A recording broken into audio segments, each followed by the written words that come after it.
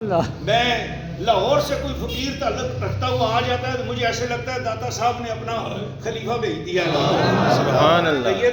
یہ تو علماء کے بھی سرپرست ہیں، فقراء کے بھی سرپرست ہیں۔ مجھے قبلہ سوری صاحب نے فرمایا کہ مدارس ہیں کئی، مساجد ہیں کئی، بڑا کام کر رہے ہیں، اللہ ان کا سایہ ہمارے سروں پہ سلامت رکھے۔ تو شاہ ابو المعالی رحمۃ اللہ علیہ کے محلے میں ایک دوسرے مسلک کے، اہل حدیث مسلک کے یا وہابی مسلک کے ایک امام رہتے تھے۔ وہ لوگوں کو کہتے تھے یار اس پیر کے پاس نہ جایا کرو، یہ بدعتی پیر ہے۔ حضور اس طرح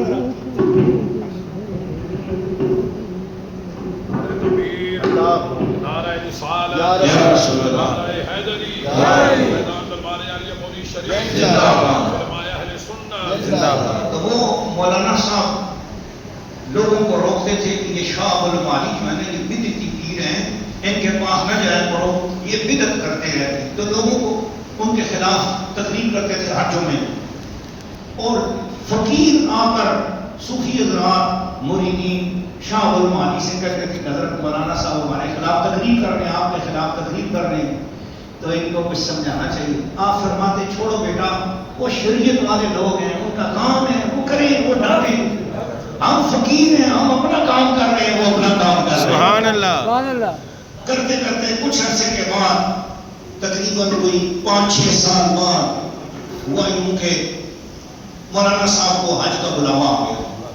مولانا صاحب اس زمانے میں، تو یہ 200-250-300 سال پرانی بات ہے، تو اس زمانے میں حج کے قافلے جہاز کے ذریعے چلتے تھے، جیسے آج ہم کشتیوں پہ آئے ہیں، اس طرح قافلے چلتے تھے، تو زندہ سلامت مڑ کے آنے کے چانس 60% نہیں ہوتے تھے، 40% ہوتے تھے۔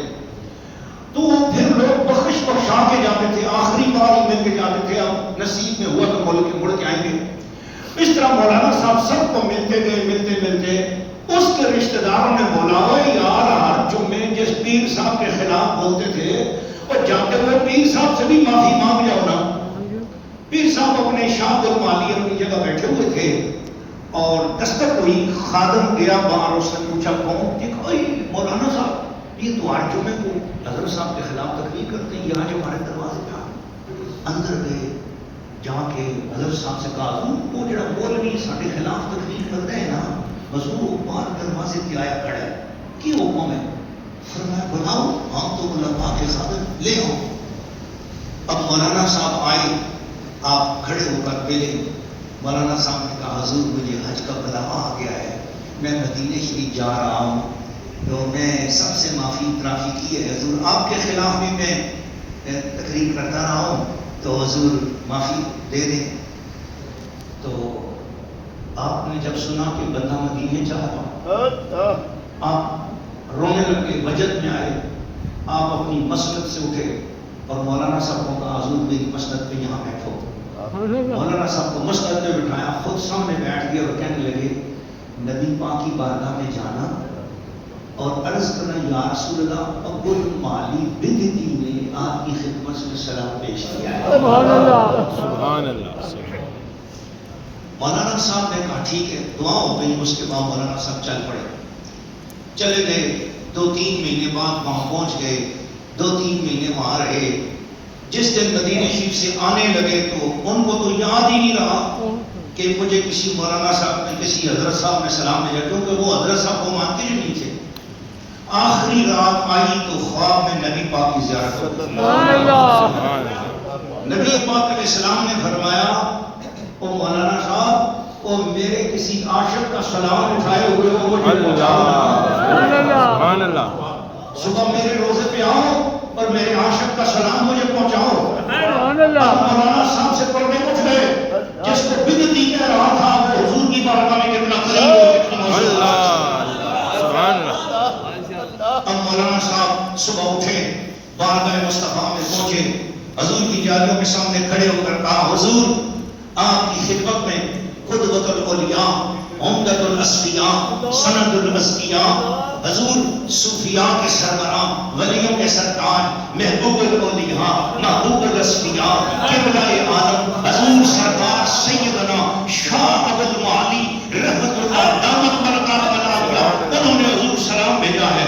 جالیاں ہٹ नहीं सामने से रोजा मुबारक एकदम सामने से खुला, अंदर से हुजूर सामने तशरीफ ले आए। बेदारी में मौलाना साहब को ज़ियारत करा के फरमाया, मौलाना अमानत में खयानत न करो, जिन लफ्जों में मेरे आशिक ने सलाम भेजा है उन्हीं लफ्जों में मेरे सलाम भेजा है।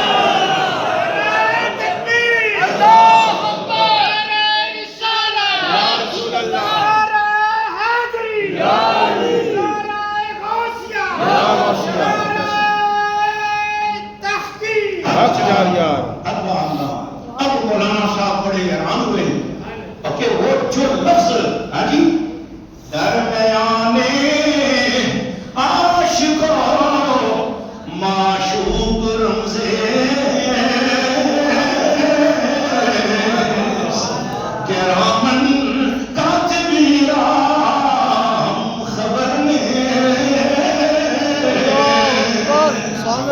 और ये आशिक और माशूक के दरमियान, मुहिब और महबूब के दरमियान, तालिब और मतलूब के दरमियान, नबी और उम्मती के दरमियान, वली और नबी के दरमियान कुछ ऐसे राबते होते हैं जो किरामन कातिबीन को भी पता नहीं होता।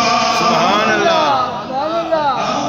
मौलाना साहब को उस दिन राज खुला कि मिंबर पे बैठ के जिसको मैं बिदती करता था, अंदर से उसका हुजूर से कितना ताल्लुक जुड़ा हुआ था। सुभान अल्लाह।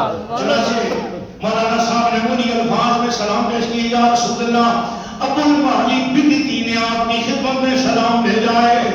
हुजूर खुश हो गए, फरमाया मेरी तरफ से मेरे प्यारे अबुल माली को कहना, ओ अबुल माली बिदती, ओ बिदती तेरा सलाम हुजूर ने कबूल कर लिया है।